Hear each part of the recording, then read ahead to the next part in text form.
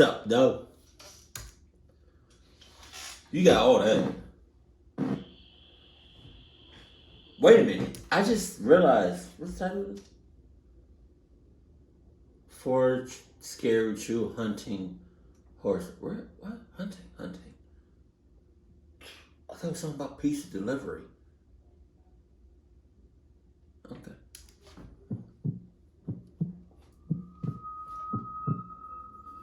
During hunting season, at least once a year, I try to travel up to Maine and rent an Airbnb to go hunting. I never bought my own place because I can't really afford it just for a single trip every year. So doing a weekend rental makes more sense for me. Plus, I'm not exactly an expert. I'm still trying to get more experience. Some years I'd go with my uncle, but... See, like, it looks nice. It looks beautiful. The scenery is dope as hell. But my clock senses looks past all that shit. Recent years, he hasn't been in the best shape health-wise, and he's not really up to it anymore. So I've been going alone more recently. Oh. Last year, which was 2022 at the time I'm writing this. Is that a damn house?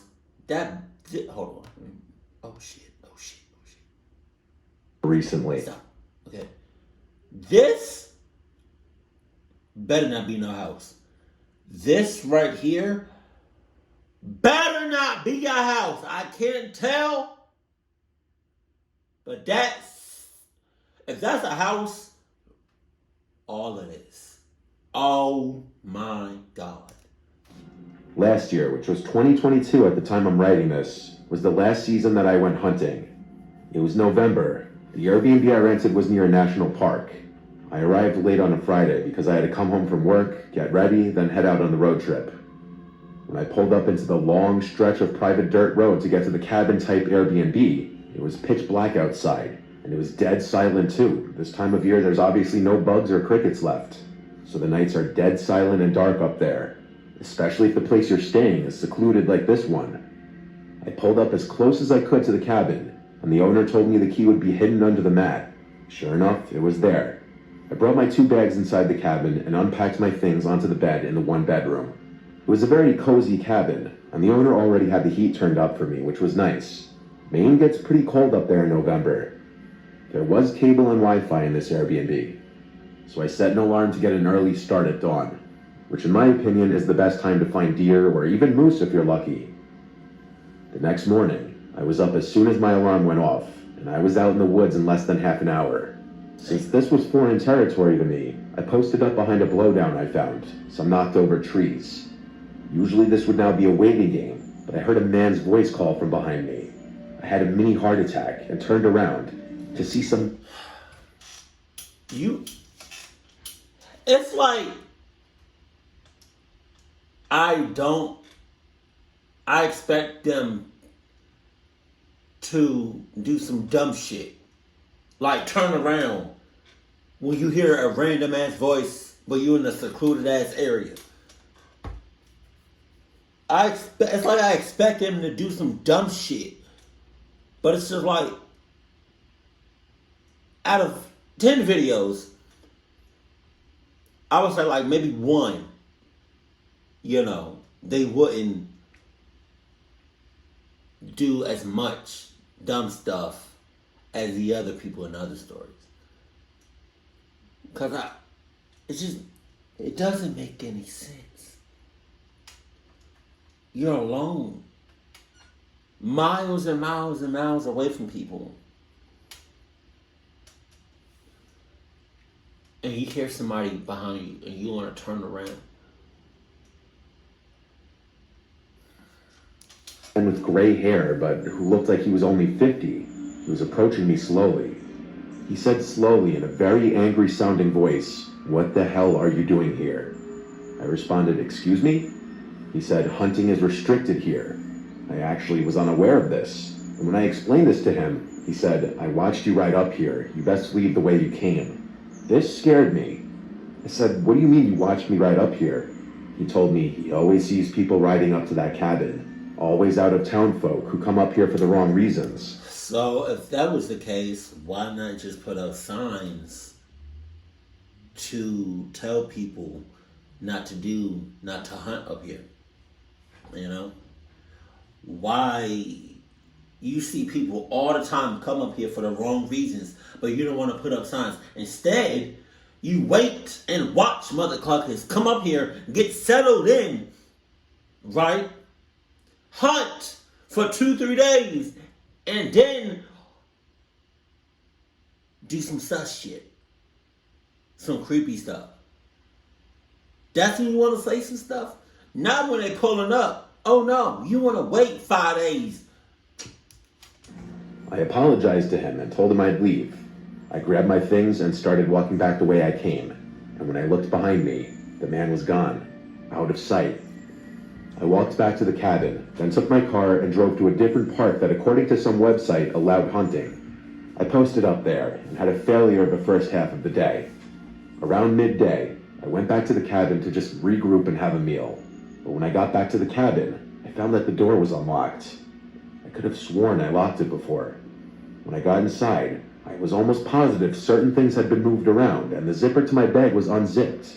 I couldn't remember if I left it zipped up or not, but it was typical for me to always keep my bag zipped up. And just saying, you had a random ass stranger talking to you, right? And so he was literally watching you the whole time you were here. So you don't think you move into a different spot, he wouldn't mess with you then? He's gonna mess with you until you leave the premises, you know? So until you leave, you're a cluck ass in my book. Checked every room quick before settling down. I was way too hungry to just prepare a light meal, so I drove to the little village nearby and picked up some Chinese takeout. Then I drove right back to the cabin. I was planning on heading back out to the park at dusk. When I got back to the cabin, I just ate my food and went straight to take a nap. After my nap, I headed back out to the park. I spent about an hour walking maybe a quarter mile very slowly, and I wasn't finding anything. My uncle always told me you could find a deer or moose in 10 minutes or 10 days. It just depends on how many are present and being in the right place at the right time. Sadly, luck was not on my side this day. And so when it was starting to get dark, I packed up and started heading back to my truck. It was just a short drive back to the cabin. I cooked the pasta and meatballs I brought with me for dinner as I had the TV on in the background. Then I laid down on the little love seat couch as I ate and watched some old black and white movie. While sitting there, I thought back to earlier, how the door was unlocked and things appeared to have been moved. Only I didn't notice anything missing. I wondered if it was just in my head or not. Nah. Not long after this, I brushed my teeth and shifted to the bedroom where I began to watch another movie in there, planning on falling asleep to it. I was starting to drift into that half-sleep state, where what was going on in the movie was actually starting to blend into this half-awake dream I was kind of having, until I heard the distinct sound of a door clicking open that snapped me out of my half-sleep. I groggily looked up and noticed the closet door in the room was now cracked open. This immediately woke me up completely. Now, the door being unlocked and belongings potentially being moved did not seem like a coincidence. I waited a moment, then got out of bed, went to my hunting pack, and grabbed my CZ-75. I went back to the bedroom, turned on the light, and pointed my gun at the closet door. I yelled, "Come out now or I'll shoot." A big part of me still didn't... Yeah, a big part of me would have said nothing. I would have got my CC-24 7-57, and I just would have started spraying that door down. Pause. There could actually be a person in there, and I thought that I was just being overly cautious. But when the door actually pushed open, I was in pure shock. That older man from earlier in the day stepped out, and his unhappy-looking face switched to a gross smile. So, yeah, in that situation, yeah, I would have just shot most of that door. Yeah. He would have came rolling up that mother clucker. Dead. In a front tooth. He said, "You got me." I said, "Don't move," as I went to grab my cell phone and call 911. Thank God I had service here. The sheriff's department was on their way, and I let them know I was armed and had the intruder at gunpoint. It was an excruciatingly long wait before the sheriff's deputies arrived. During that time, the man was telling me how he's sick of people like me having no respect for the parks up here. I had no idea what he meant, but I wasn't entertaining him. I kept telling him to shut up. When deputies got there, it was an obvious arrest for breaking and entering and possibly robbery, though I don't think he ever actually stole anything from me. The man claimed the door was simply unlocked, though I don't know if that was true or if he had somehow picked a lock or even climbed through a window. The Airbnb host said that there were no other hidden keys and that I definitely left the door unlocked. He seemed more concerned about whether anything of his was stolen and putting blame on me as opposed to asking me if I was okay and apologizing for the experience. He said he had no idea who the man could have been, even after getting his name. I still don't think I left the door unlocked, but thank God I was on a hunting trip and had my firearms with me to quickly neutralize the threat. I would have clucked up that threat. Ho, Tom! Not the host with the most. Doing the lowest. Not the host in cahoots. But the guy. Because now he putting blame on you. That's crazy. Hell.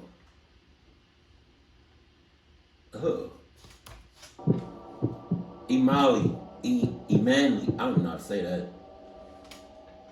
I was 14 when the story took place. It was my first year hunting deer with my family. To be specific, my father, my cousin, and myself. To paint a picture, my blind was 2 miles south of my father's, with his stand being 9 miles... Hold on.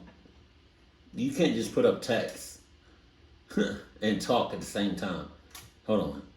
A hunter blind is a concealment device or shelter for hunters or game keepers designed to reduce the chance of protection. Okay, I think I understand. Southwest to my camp. We drove a four-wheeler about 100 yards away from his stand, which left me with a while to walk before I even got to mine. I live in northern Michigan, and during the winter it gets dark quickly and early. It was around 4 p.m. and I started to get cold and decided to close up my tent. I was hunting with a .243 rifle that had a pink camo cover on it with a strap around so I could hang it off my back. I closed up my blind zippers and put my garbage away in a bucket I had. Bro, he's still going through the woods, and it's like it's no sign of any civilization. There's no sign of water. It's just straight trees. As I was throwing away my trash, I heard a couple leaves crumble, so I immediately turned my head up to see if it was a deer. After about a minute, I brushed it off as a squirrel or a bird.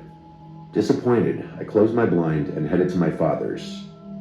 As I was taking my first steps out of my blind, I could see a fresh pathway brush through the leaves. It was a wide path, not from a small animal or even a deer. I immediately started thinking a bear or a wolf, so I started speed walking to where my dad was. I started to panic as it started to get even darker and I was still roughly a mile away. I was just walking as I was stopped in my tracks by one of the most haunting and horrifying noises I'd ever heard. The best way to describe it was a bear/man that was being murdered. It sounded roughly 150 yards back as I started to run.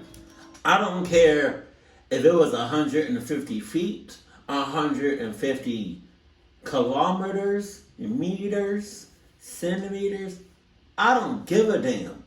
I hear that shit, and me and my soul, we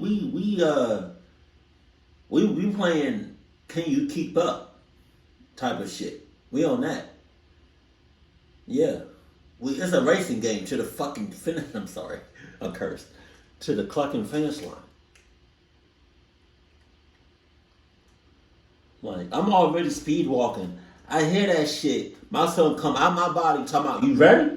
I'm ready. Let's go. And we going. And we going. Running with boots and thick hunting gear was hard with 20 pounds on my back, but fear pushed me through and I didn't stop. Around 25 seconds later, I was still running when I heard it again. This time it was louder and closer. At this point, it was completely dark out, with the moon being the only source of light. I turned around with my headlight, and what I saw is still the most terrifying thing I've ever seen. Around 50 yards away, I saw a black figure in the dark, illuminated by the moonlight behind it. It was around 10 feet tall and skinny. God damn. Without thinking twice, I started running while trying to get my gun off my back. I didn't know where I was running, but I just ran. I ended up on a road that I recognized as Rabbit Road, the road that connects my camp with the entrance to the hunting area. I ran on the road until I got to my camp. By the time I got into sight of my cabin, I turned around again and saw it again, this time further away. It was still standing up, and I can only describe it as a tall, black, skinny figure. It had long arms and long legs.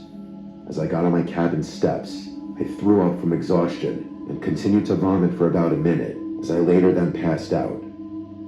I woke up to the sound of my dad. Like, you passed out inside the house, right? Like, inside the cabin, right? Like, you didn't mention going inside. You just mentioned, like, getting close. And come on. I'm pretty sure you inside, but Jesus. Four-wheeler turning into the cabin driveway. I started crying as I ran up to him, hugging him. I quickly told him the story of what happened and how I ran back without stopping. He didn't believe me at first, but as we got settled inside, his face started to change as he saw the desperation in my eyes. I didn't sleep that night, or for weeks after. People have told me it was most likely a bear, or I was just seeing things, but I know what I saw. I'm older now, and I only hunt with someone with me. I also hunt with a bigger gun because it gives me reassurance that I could shoot something larger. As I'm writing this was the most scary experience of my life. I wish they took a picture of it. Or like something. Because that sounded like could have been a skin crawler. It was a Friday evening and I was getting home from school. I was 13 years old and was really excited to go hunting. I love hunting, especially the ranch we go to in Alice, Texas. I've been going there since I was 4, and I have so many memories of the place. It was my grandpa, my dad, and I going. There were going to be a few other people, like the ranch owner's family. We were packed up and ready to go. It was deer season, my favorite season. Just the feeling of seeing a big deer right in front of your eyes is a wonderful feeling, and of course shooting it. People say that it's wrong to kill animals, but I disagree if you're actually eating it. We got to the ranch and it was 10 p.m., so it was pretty dark out there. The ranch is 300 acres, I believe, and the campsite is an old little shack, probably the size of a normal bedroom. There is electricity there, but it's not a huge cabin where most hunters sleep in. However, there are little beds there, but one time my dad found a huge snake shed in one of the beds when I was little, so from then on we sleep in a tent. The camp is surrounded by woods, with a little field up ahead, probably a little less than the size of a football field. We use that field for dove hunting. Anyhow, we unloaded and chatted for a while around the campfire, telling jokes and whatnot, when we heard this scream. It was the most disturbing thing I'd ever heard. It sounded like a human hybrid or something. The scream sounded not... On me! I'm doing this. On me. We all having a little, chit-chat. We having a good time. We laughing and shit. We hear the scream.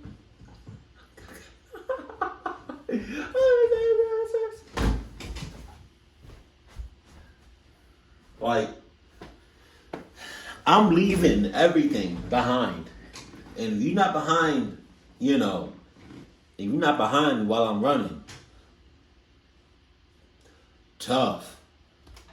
Far away, all of us jumped from our seats and looked at each other. Every man there was freaked out. I could see it in their eyes. The ranch owner was the first one to say, "What the fuck was that?" He then told us and one of his family members to go check it out. Oh! He's a pretty old guy in his... Oh, cool. Alright, well, as I go check it out, I just want you to go ahead and just, take this to the head, go ahead and top that. There's not that much in there. Go ahead and top it off.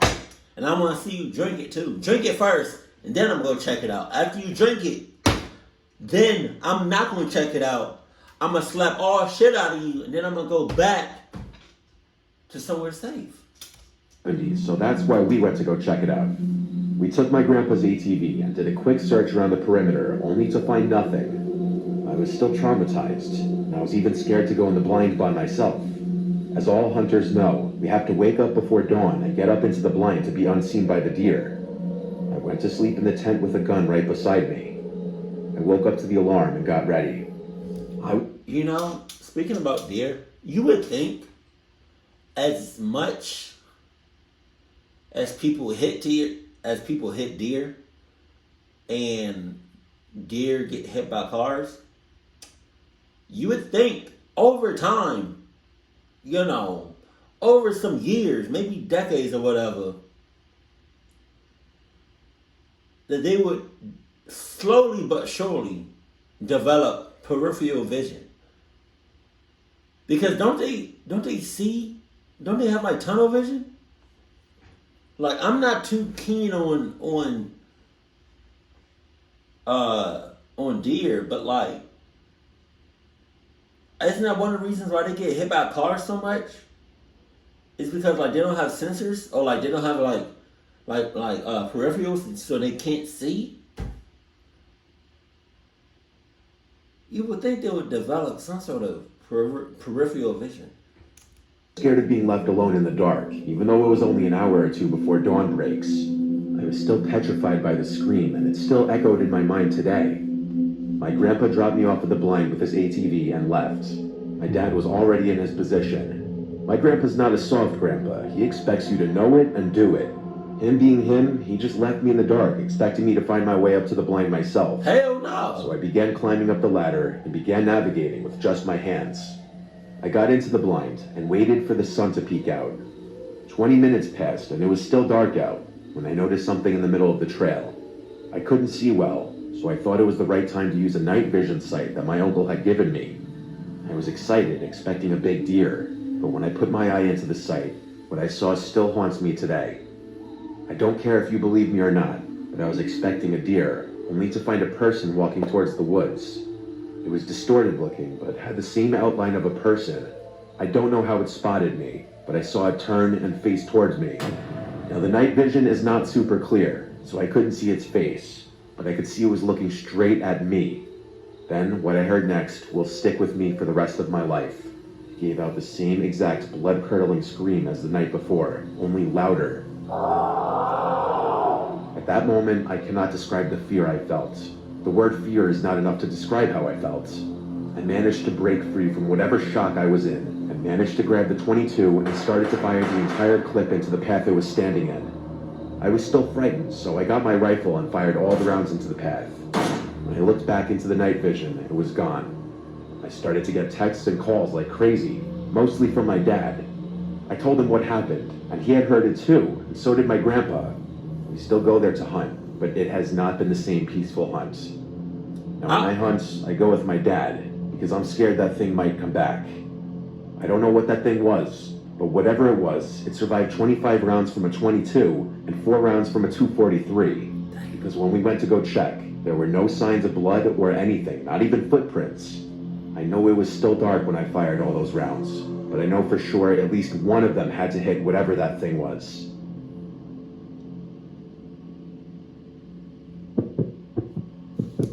Why do people, for the most part, when something clucked up happens, let's say you've been going to, you've been going to this lake for X amount of years, and then something clucked up happens, like a life and death situation. And 9 times out of 10, or like 7 times out of 10, they go back. Why? You almost lost your life. You want to go back? I never understood that. And my guy got 2 first names, Mike Ryan. It was the fall of 1986. Right. I was 23 years old. I'd never really been scared in the woods before, honestly. I always felt like the wilderness was my safe place. Oh, yeah? Where I could go and relax and get away from the stresses of life.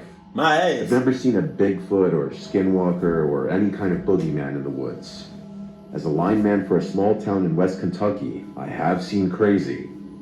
Being a small munie, we all had to wear a lot of hats, including utility disconnects. It wasn't fun, but it was part of the job, and there was a lot of crazy, but never in the woods. My only real hobbies were hunting and fishing. Back then, it was easy to find a really good place to hunt just by stopping and asking the landowner for permission. Most were eager to have the deer population thinned out, as they were really destructive, eating young soybean crops. And this was coal country. I'm a meat eater, right? And I get why some people become vegetarians or vegans, or they start off as vegans, right? I get it, you know. And I'm not gonna lie, I saw a mother deer and her child in our backyard. Hopefully, I remember to put like a picture or a video or something up. But I saw them. She was, milking her little one.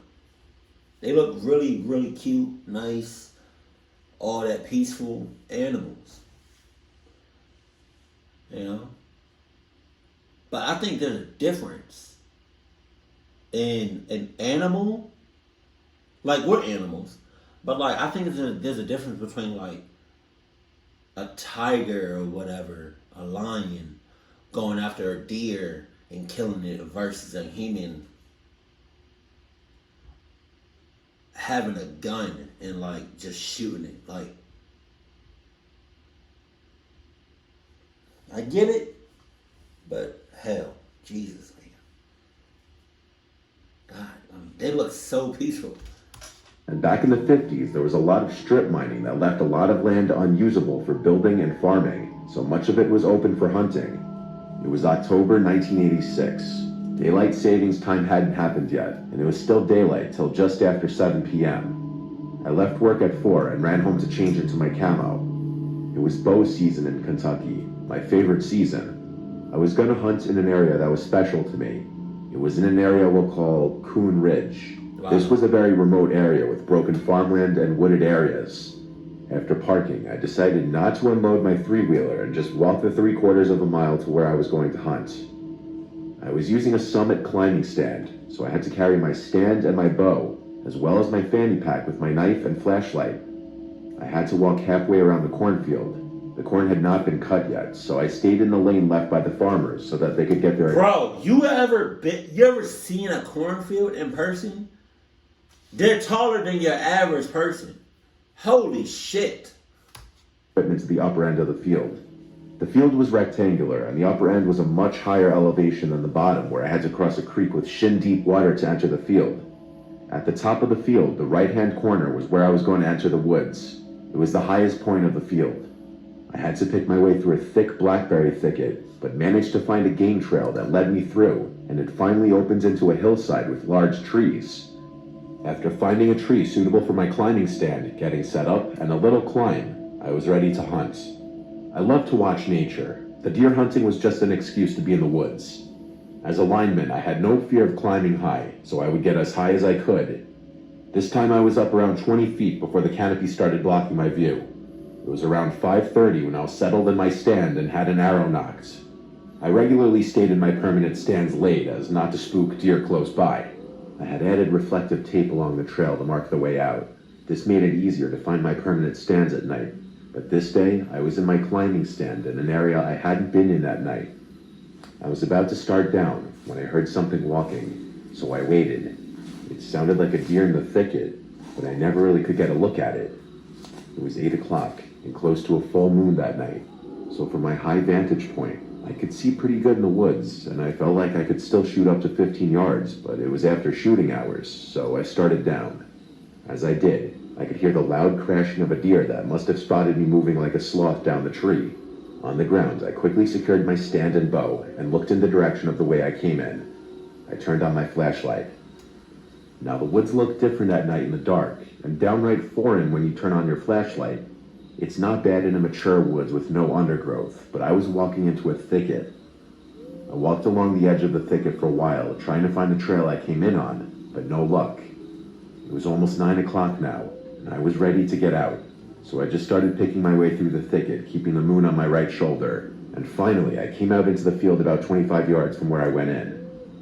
As I stood there picking the thorns out of my hands and legs, thinking this adventure was over, I surveyed the lane around the field, and in the light of the pale moon, I saw it. Now when I walked in, I came up the left side of the field around 200 yards to the end, turned right, and walked another 100 yards. Where I was, it was higher on the ground, and I could see around the field where I came in. When I walked in, there was nothing in the trail. I hadn't heard any equipment or ATVs, so I was shocked to see something in the trail. And no small something either. It looked 6 feet wide and 6 feet tall, just standing there about halfway up the field trail. It was the only way out, so I never hesitated. I started walking back to the trail, turned toward whatever it was standing there, hoping it was just a strange shadow, but it wasn't. I grabbed an arrow from the quiver, remembering my knife was in my three-wheeler. I walked fast and never broke stride. 100 yards away, and it didn't move or make a sound. I walked loudly straight towards it for 200 yards, all the while thinking it's really there, in my trail, blocking my only way out. As I got closer, I could make out what it was. It was two people standing side by side, and this unnerved me even more. It was 9:15, 40 degrees out here. Nobody should be here. I kept walking, now 20 yards away, and I see that it's a guy and girl, maybe 20 years old. 10 yards away, I'm walking towards them, but no sounds from them. They just stood there. When I got to them, I half expected them to jump me, but they never moved. I said, "Kinda cold out here, ain't it?" No sound. They still never moved. I kept walking. I turned to keep an eye on them. I was thinking, okay, this is it. They never turned around, never even moved their heads. I crossed the creek, and within another 100 yards, I made it back to my truck. I was even more uneasy approaching my truck. It was just so quiet. All I could think of was someone waiting to ambush me, so I kind of eased up on it very quietly and watched it for maybe 3 minutes before approaching it. It seemed fine, so I headed to my truck. As I left, I tried to figure out how they got here, because I never saw another vehicle. I tried to just put it behind me. But the next day at work, during lunch, I was gonna run and get some food, and I noticed all 4 of my tires on my truck were low, and after inspecting them, they all had around 10 to 15 roofing nails in them.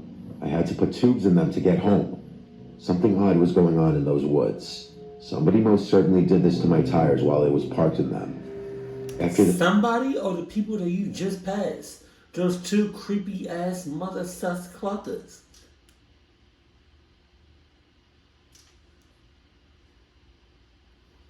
You talking about you didn't see a trail or anything from those two people. You didn't put 2 and 2 together that the woods is their home? That's where they stay at. Alright. It always felt like someone was watching me when I was hunting in that area. That's why I stopped going alone, and I never parked off the main gravel road again. I never found out who those 2 young people were, or who punctured my tires. I think it's pretty obvious.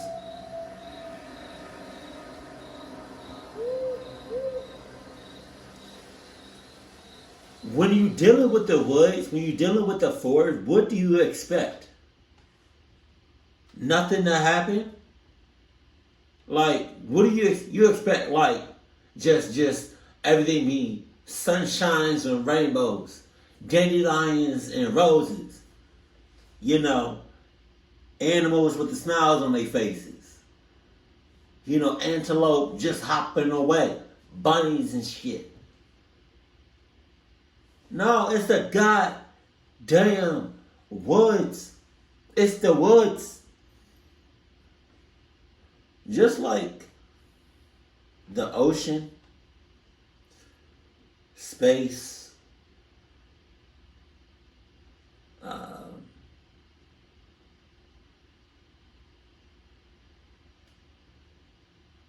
yeah, just like those, like the ocean, like the woods is probably the woods, and as far as like Earth goes, the woods, the oceans, mountaintops that people barely go up because it's too high. The woods is just creepy as shit. And then when Mr. Ballin be talking about people disappearing and shit in the woods, it just makes you think like, what the hell is this? Where are we living at? The earth itself is so mysterious. And it's so weird. It's beautiful, but it's scary at the same time. Because although we know that those two people, the woods is their home. But like, why?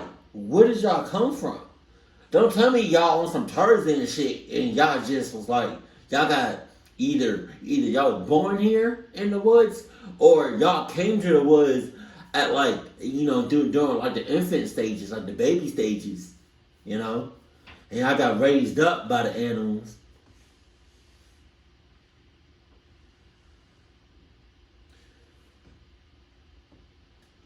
It's the woods. It's the woods. That's all I gotta say. Keep it cool. Keep it clap. In LA.